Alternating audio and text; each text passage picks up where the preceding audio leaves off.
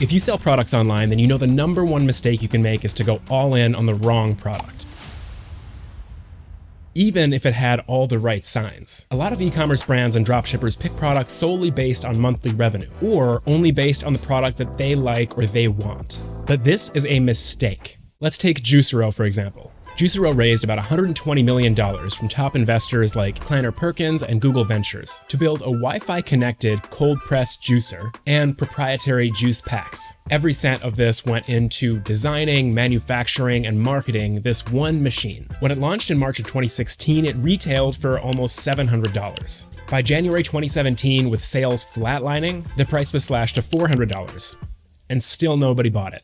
In an almost hilarious turn of events, Bloomberg exposed that you could literally use your hands to squeeze these juice packs, which meant that this $400 machine is completely worthless. It absolutely destroyed the public's trust, and they shut down shortly afterwards. So, what were their mistakes? They sold a product without demand. They sold a product that they loved, but the market didn't. It was overpriced. In other words, the value didn't justify its cost. The product didn't actually add value at all. And it had random features that people didn't even need, things like Wi-Fi connectivity. Products like this pop up and flop all the time. So it's really important to learn how to discern between winning products and products that are destined to fail. That's what this video is about. But why should you listen to me? At Exploding Topics, we know because we analyze millions of searches, conversations, mentions across the internet to identify these winning products up to 12 months before they actually blow up. And we've done it a lot of times before. So I've gone into our massive database, analyzed about 1,000 products, and pulled together 4 products that flopped. In this video, I'm going to show you why they flopped, so you can learn from other people's mistakes, and so you can choose winning products to sell online that actually make you a lot of money. With that, let's dive in. Just like the Juicero juicer didn't actually provide any value, this next product does not actually provide any long-term value despite what most people think. Let's talk about the posture corrector. Sure, it has some search growth, but it's real spiky now. But you remember from just a second ago what I said about one of the most important signals to look for? Does the product actually work? Sure, people might be excited about the concept of a new product, and that might give it a bunch of sales early on. But once everybody realizes that it doesn't actually do anything or perform as advertised, you lose everybody's trust, and along with it, all of your sales. So regarding the posture corrector, research shows that it doesn't actually correct your posture. More specifically, there was no change in pain, fatigue, or activity in the muscles targeted. It might show you how your posture is supposed to look, but actually fixing your posture means strengthening the muscles that actually hold your body in that position. All it takes is a handful of TikTok videos to completely torpedo this product, like this one from Dr. Dan. All you're actually doing is weakening the postural muscles. If you're coming across a lot of products like this that promise these benefits, don't believe the hype just yet. For example, look at what happened with these Detox foot pads. These claim to draw out toxins from your body while you sleep. When they first popped up, there was this huge spike in searches, but as people caught on, look what happened to that search growth. So how do you avoid this pitfall? Make sure your product is backed by science or some kind of verification. For example, the trending product we just covered in our last video, PDRN Cream. It's a moisturizer that incorporates PDRN, which is essentially salmon DNA, and using that, scientists formulated this cream and proved that even though it's topical, it still delivered visible results. So if you're looking for trending beauty products, that one is a safe bet. Now let's talk about what happens when somebody has a great idea and then rushes it to market without finding out if there's enough demand. And this happens way more often than you think. To do that, we're examining the middle screen webcam. It's basically just a webcam that's designed to sit in the middle of your screen, so when you're talking to somebody over Zoom or Google Meet or whatever, it looks like you're staring directly into their eyes instead of above the camera.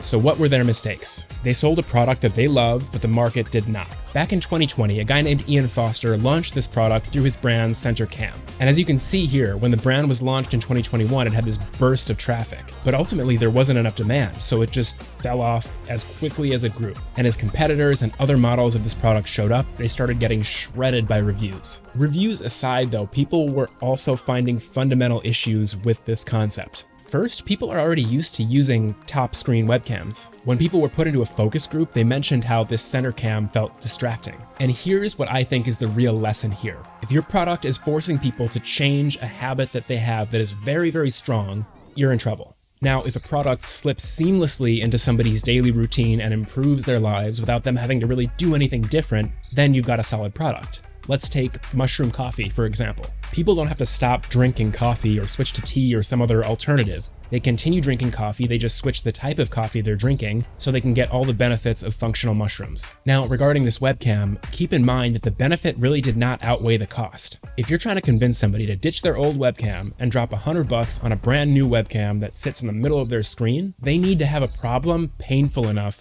for that to be worth it.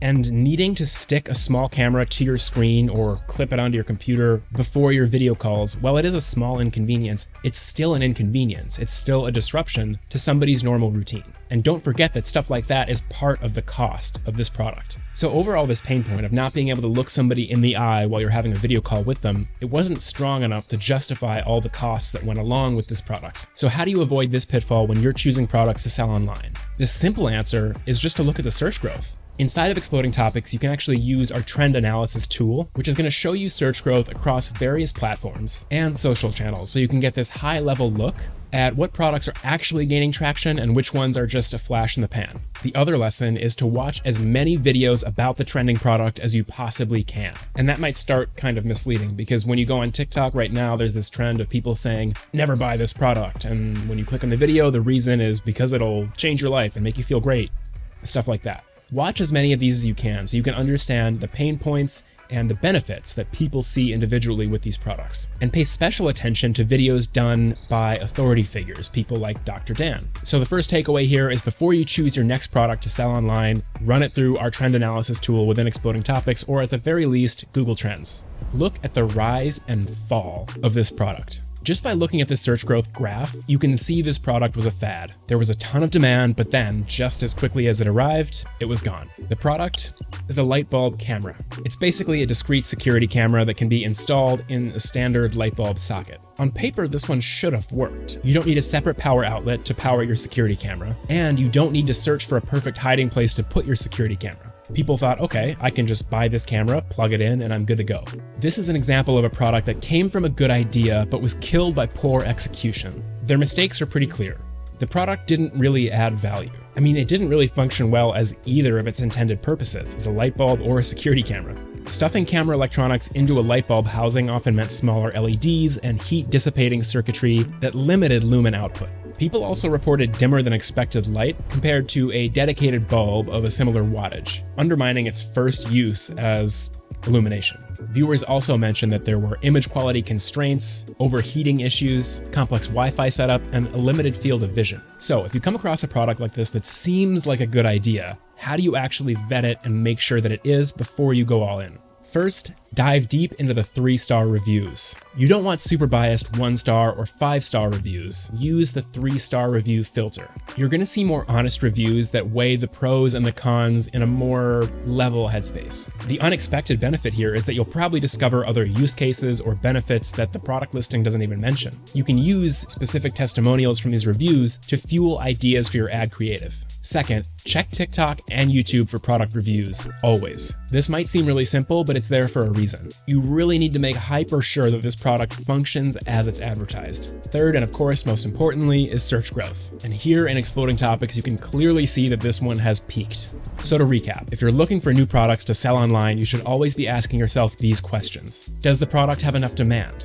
Is it overpriced? Does the product add value?